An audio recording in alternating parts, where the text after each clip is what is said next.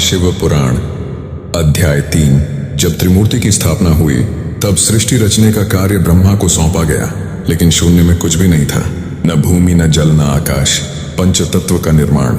ब्रह्मा ने ध्यान किया और शिव की कृपा से 5 महाभूत तत्व प्रकट हुए। 1 आकाश, जो अनंत और सर्वव्यापी था। 2 वायु, जो गति और जीवन का आधार बनी। 3 अग्नि, जो प्रकाश और ऊर्जा का स्रोत बनी।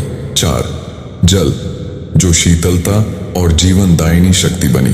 5 पृथ्वी, जो स्थिरता और आधार बनी। इन पंचतत्वों से आगे पूरी सृष्टि का ताना बाना बुना गया। लोकों की रचना। ब्रह्मा ने सबसे पहले 14 लोक बनाए। 7 ऊपर स्वर्गलोक, महरलोक, जनलोक, तपोलोक, सत्यलोक आदि, और 7 नीचे पाताल, रसातल, महातल आदि।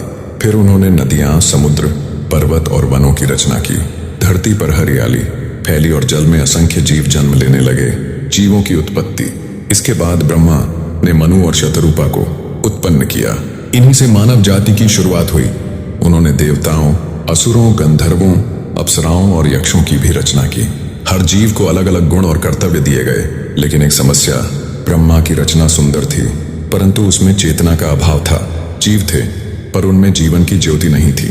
तब ब्रह्मा ने शिव से प्रार्थना की, हे महादेव, आपकी शक्ति के बिना यह सृष्टि अपूर्ण है, कृपया इसमें प्राण फूंकिए। शिव मुस्कुराए और बोले, जहां मेरी शक्ति होगी वहां चेतना होगी, जहां शक्ति और शिव मिलेंगे वहां जीवन होगा। तब शक्ति ने इस सृष्टि में प्रवेश किया।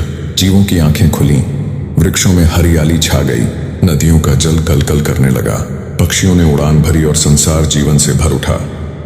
इस प्रकार सृष्टि की प्रथम रचना पूर्ण हुई। ब्रह्मा ने संतोष की सांस ली और विष्णु ने उसका पालन करना आरंभ किया, लेकिन शिव समाधि में लीन रहे, क्योंकि वे जानते थे सृष्टि का चक्र रचना और पालन तक सीमित नहीं, बल्कि संहार से ही पूर्ण होगा।